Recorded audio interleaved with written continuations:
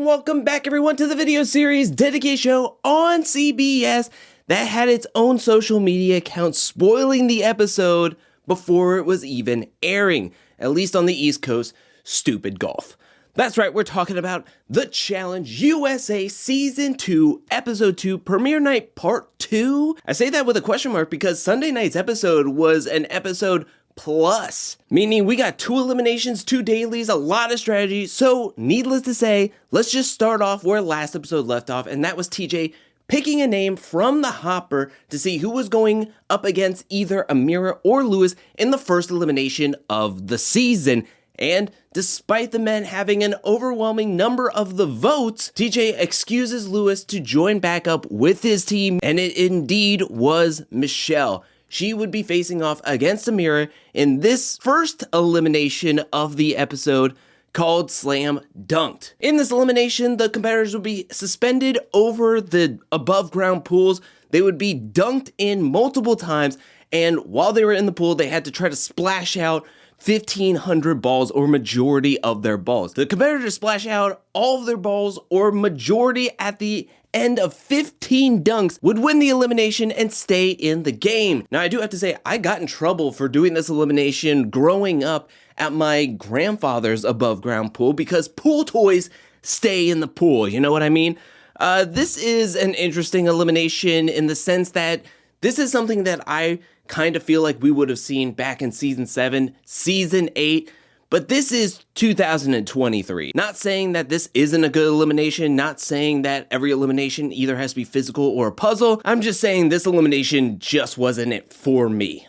This was very simple. Even the edit just kind of flew past this elimination, being like, we don't even need to see majority of the rounds. Let's just bypass this, cross dissolve, go, go, go, go. Michelle got 1,319 and Amira got 1,301 balls, meaning Michelle wins, gets to stay in this game, and Amira is the first eliminated player of the Challenge USA 2. Now, before joining back with her red team, TJ adds in another twist to the season. He gives Michelle the opportunity to swap into either the blue or green team instead of just automatically going back to the red team. Michelle gives it a second and then rejoins her red team. Now, coming back to the challenge house, Wes wants to stir up some drama. You know, there's this heat, there's this rivalry between Amanda and Michelle, and it all stems from past relationships with Fessel, and they just don't like each other. And they had a little bit of a call out at the arena when Michelle was picked, and so coming back to the challenge house, Wes was like, let's start this up, man. Let's get this going. They are arguing back and forth about who's a big dog and who's a chihuahua. The challenge really put some jokey music behind it, and I was just like, we could have had some real drama, some real fight, but no, the Challenge USA editing team wasn't necessarily having it. We do move into a red team meeting where it seems like everybody on the red team except for John A is in this meeting, and they're talking about the rogue red vote. We know as the audience that that was John A, and it seems like it was pretty easy for everybody on the team to also notice that it was probably John A. Chanel takes this information and goes and talks with Desi and Tiffany about what they should do moving forward. The blue team's vets were able to manipulate and push their agenda on the rookies to get 2 rookies into the elimination, but now they want to take the reins. They want to show and push the buttons on the vets and show them that we're here to play. You know, this is our game. You're playing on CBS. This doesn't have an MTV logo on the bottom left hand or the right hand of the screen. This is CBS here. Everybody wakes up the next morning to meet up with TJ for a Heights Over Water daily challenge called Working the Poles. This will be run in 2 heats. The point of the challenge is that half the team will be starting in the heat and they will have to go from one side of this rig to the other using the poles. The team that can navigate the most players from one side to the other in the quickest amount of time will win into power and win into safety. Now, I thought that this was a pretty unique challenge. This kind of is a throwback to, I think, a Fresh Meat 2 daily challenge, and it kind of reminds me of Chinese checkers. I thought that this was simple, yet effective. I'm really liking the daily challenge over the course of the season so far. Now, In Heat 1, the red team was abysmal. They dropped one after another. They got a total of 0 points in Heat 1. Blue team was able to get 2 people across. Sebastian and Chris were able to get across, scoring them 2 points in this heat, which is actually really decent. But the green team outdoes them by getting a total of 3 players across. And the first player of theirs to get across was Amanda, which shocked a lot of people. I was very happy to see that as she got across, then she helped Desi, and then both of them helped Tyler get across, really setting up their team in a very powerful position, 3-2-1, heading into Heat 2. Now in Heat 2, the blue team was abysmal. They had some of the bigger players on their team, like Corey and Fessel. They didn't hang around for too long. The same with Josh on the red team. Blue team in Heat 2 got a total of 0 points. Now, on the red team, they at least did not get completely shut out, as Bananas made quick work of getting from one side to the other. Then he helped Chanel get across, but they could only get 2 people across. The green team has won before really needing even to do any of Heat 2, but they did it anyways, and they got 3 people across again. Not only that, but Desi does this twice because they are down Amira, so they only had 7 players, so a woman had to go twice. Desi decided to step up for her team since she was essentially team captain by picking the whole team, and so she went again, and she did it again. Majority of these players couldn't do it once. Desi did it twice.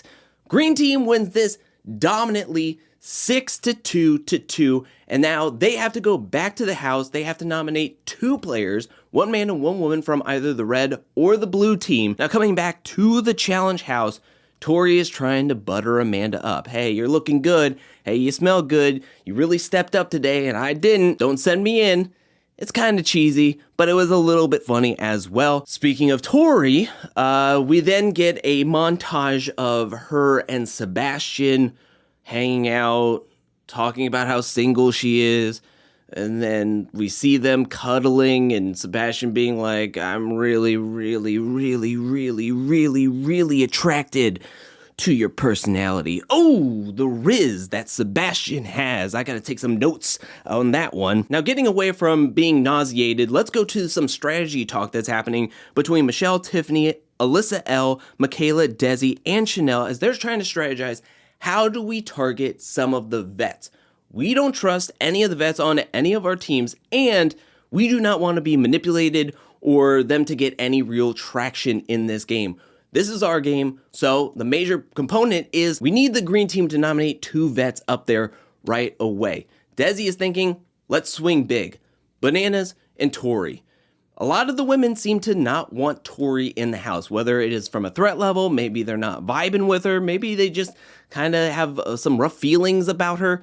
Either way, they want Tori gone. And then because of the suspicions of who did the rogue red vote, and a lot of the signs are pointing to John Aim, it's kind of like, hey, let's put a challenge champ against another challenge champ to see which strong woman goes this time. So we go to the nominations where we have Desi, Monty, and Michaela all stepping up, putting out this plan of let's go big. Let's swing for the fences here, and let's put in Bananas and Tori. They are the ringleaders for their group. Why not target them and really weaken them by having one of them possibly going home this week? Now, when I heard this, I was like, oh my gosh, are they really going to do it? This is episode 2. This is episode 2, and this seems like such a well put together plan. They seem to have their stuff ready to go. And then Wes is really trying to put the brakes on this. Whoa, let's all think about this. Do we really want to do this? How about we wait a couple of more votes? Let's wait a couple more episodes and really think about this. Michaela comes in with a really passionate speech about why she thinks that this is the right move to go, and everybody is in complete agreement with Desi, Michaela, Monty, Tyler, Lewis. Even Amanda's like, yeah, I'm cool with it. I'm not going to say no to it. Everybody but Wes votes pretty much for Bananas and Tori. Wes goes to talk to Bananas about everything that happened, and I don't know, it's almost like Paul Revere coming down and being like, the British are coming. the rookies are coming. The rookies are coming. Now, I will say that Wes normally is this jovial, joking around, having a good time, really fun confessionals throughout the season, well produced and kind of always putting on for the camera. But in this moment of talking to Bananas and even talking in his confessionals, he seems pretty down, like legit, authentic, just completely distraught about the state of the game and how everybody is pretty much united against the vets. I really do think that he's worried that these nominations open Pandora's box, that whichever team wins, no matter what, they'll just put in 2 vets every single time to the nominations of possibly going into eliminations over and over and over again. And so this is a part of the game that I don't think are used to, because so much so in the MTV game, they outnumber the rookies. Or there's a 50-50 makeup of the game where it's like 50% are vets, 50% are rookies,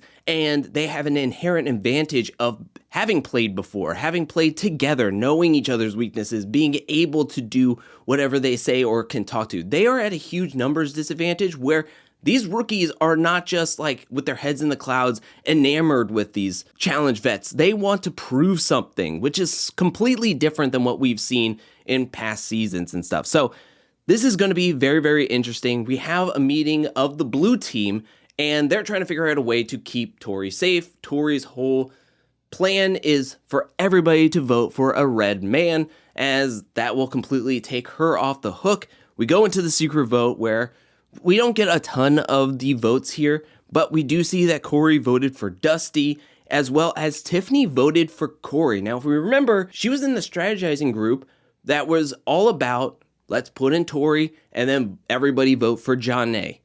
But Tiffany likes John A and doesn't necessarily want to vote for her. So instead, hey, we'll put in Corey. Corey or John A kind of sets the plan in motion. At least it's a vet, and we move forward. I thought that that could have screwed up everything. Kind of like how last secret vote was, where John A was like, I know we should be voting this way, but I'm going to vote for Michelle, and then Michelle was the name picked out of the hopper. I thought that could have happened, but it does not. But I'm getting ahead of myself. Everybody moves to the arena to meet up with TJ, and then he calls down Tori and Bananas to join him on the arena floor. We get to see the names that are getting put into the hopper and how many times. We got Paulie with 2 votes, Alyssa L with 1 vote, Alyssa S with 2 votes, Dusty with 3 votes, Sebastian with 1 vote, Corey with 2 votes, and John A with 5 total votes. TJ goes to pick a name out of the hopper, and lo and behold, it is John A. It is going to be John A versus Tori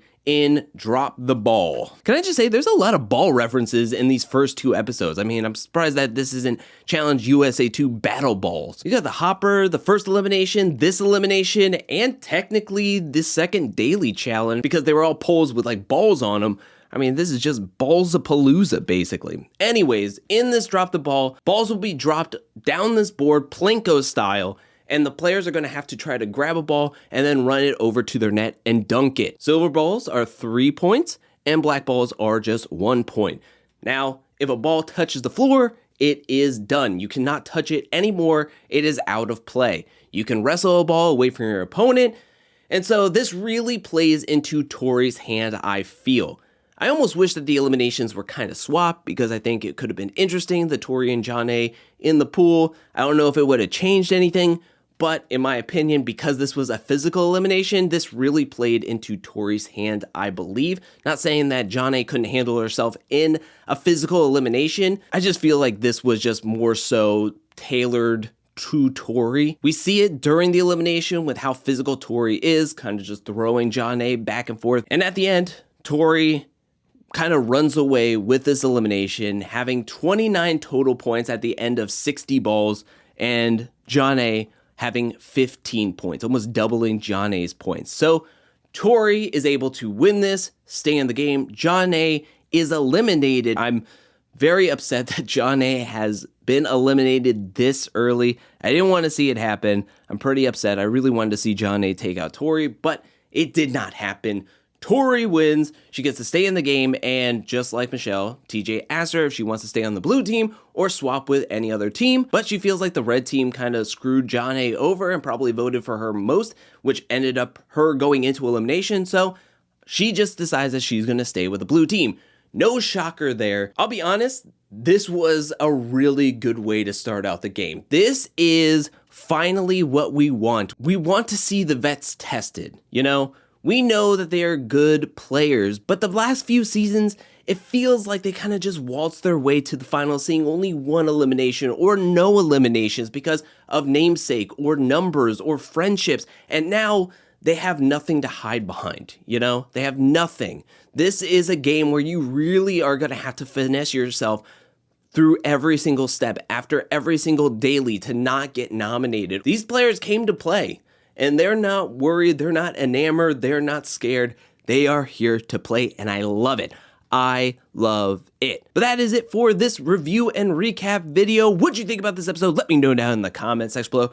What'd you think about the double elimination? Were you expecting a double elimination? Are you sad that Amira was eliminated? Are you upset that John A was eliminated? What'd you think about the daily challenge? And what do you think about the strategizing and the ploy to try to get the vets into elimination and try to take them out? What do you think about this season so far? Let me know down in the comment section below. I want to give a special shout out thank you to everyone who supports me over at patreon.com/angelcakevids. Thank you for your support. Thank you for your generosity. Thank you, thank you, thank you. And thank you to everyone who's watching this video up to this point. I'll be back really, really soon with more Challenge USA 2 content, more challenge content, more content in general. But until then, peace.